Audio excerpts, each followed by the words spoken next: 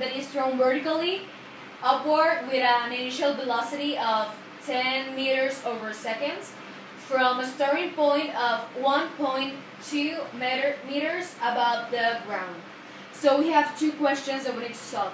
The first one says that what is the potential energy, and the second question we have is what is the change in potential energy between the launch point and its maximum height. So the data for our problem, we have that our mass is 200 grams, but we have to convert it to kilograms, so this will be equal to 0.2 kilograms.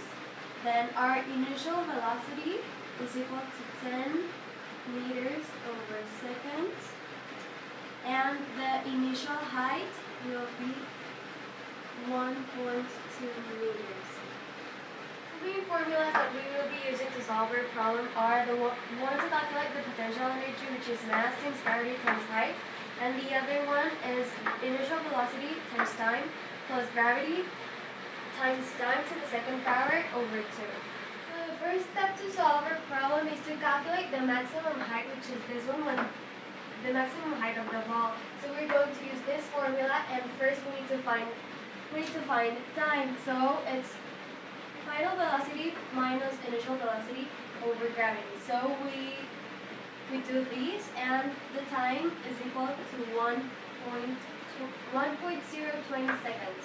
So then we can substitute in the formula, which is 10 meters over seconds times 1.020 seconds plus 1/2 times the gravity times the time again, and it will give us this value. And this value is the maximum height. We know that our ball is in a height of 1.2 meters above the ground. And now we know that our maximum height that the ball obtained is 5.2 meters. So we sum this and we obtain 6.4 meters.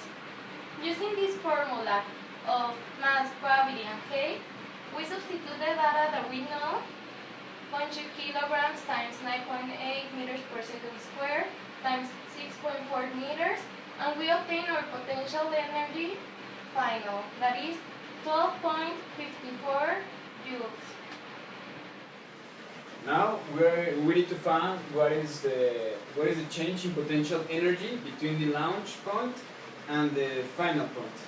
So here we start with the equation of potential energy initial, and here we have the mass times the gravity and times the initial height, that is 1.2 meters.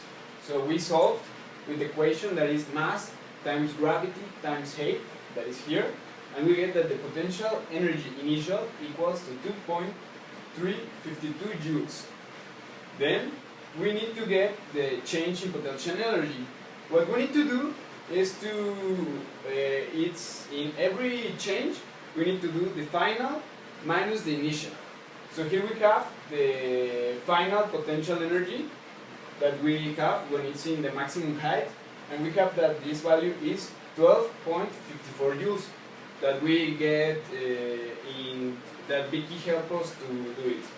And we subtract the potential energy initial, and we get that the change in potential energy is 10.18 joules.